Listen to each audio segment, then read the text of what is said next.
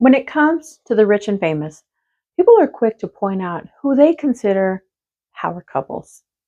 Individually, these people are considered A-list celebrities, admired and beloved by millions. But together, they are powerful. And yet, not a single one can hold a candle to Joseph and Mary, a truly powerful couple that not even Hollywood could create. Hi everyone, my name is Melanie. Welcome to A Steadfast Mind. Hollywood is big on naming who they consider power couples.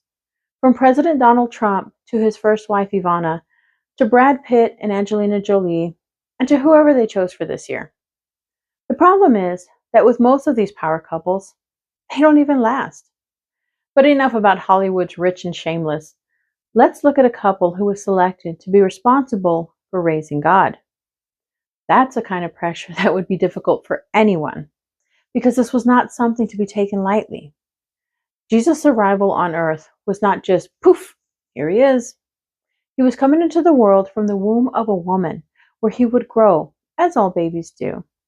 He would be born a vulnerable infant.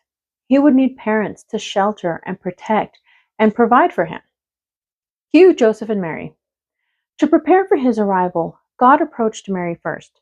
She was already engaged to Joseph, but he didn't tell Joseph about Jesus until later. Why? I don't know. I'm sure theologians have researched this, but today I'm only going by what I've read in the Bible.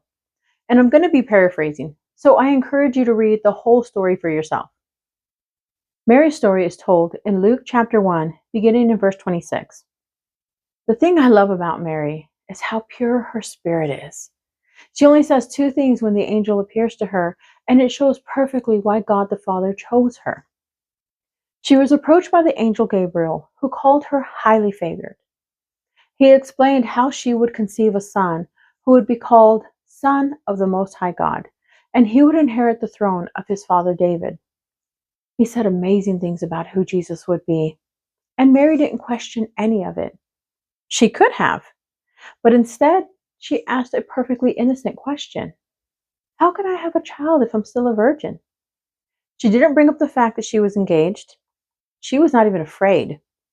In that time, according to the law given by Moses in Deuteronomy chapter 22, verse 21, she could have been killed. Who was going to believe that a young woman got pregnant without intercourse with a man? But Gabriel answered her, saying, by the power of the Holy Spirit, even your cousin Elizabeth, John the Baptist's mom, was able to conceive a child in her old age after years of never having children, because nothing is impossible with God. So Mary gives the perfect answer. Behold the maidservant of the Lord. Let it be to me according to your word. No further questions. She was immediately obedient and willing to serve. The Gospels do not say that Mary spoke to anyone about this. Instead, she rushed to see Elizabeth and stayed with her for 3 months. Anyone familiar with pregnancy knows that the first 3 months is a woman's first trimester. Her body begins to undergo all the changes necessary to carry a new life. It's a very difficult phase, and it's exhausting. Mary's pregnancy was revealed to Elizabeth by the Holy Spirit. So while staying with her, Mary was in the safest place. Now let's look at the other half of this power couple, Joseph. Joseph's story begins in Matthew chapter 1, verses 18 through 25. We're told again that Mary was engaged to Joseph when he found out she was pregnant. Joseph was a just man, and he did not want Mary to be publicly shamed, so he was going to break the engagement in secret. You remember the Mosaic law said she could be killed, so by keeping things quiet, Joseph proved he was a really good guy.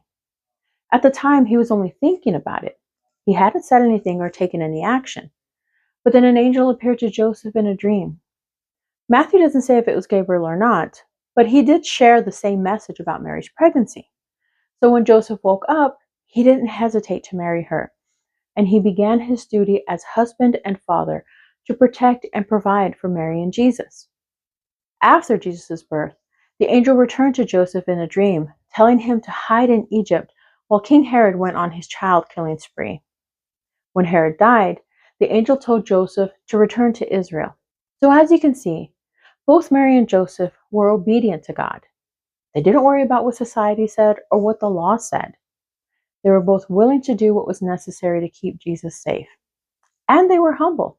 They were not out to seek fame for raising the Son of God. They were precisely who Jesus needed as parents before he would leave on his ministry.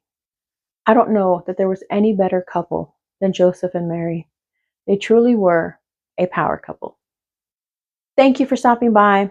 I hope you and your family have a wonderful Christmas overflowing with God's love. God bless you. See you next year.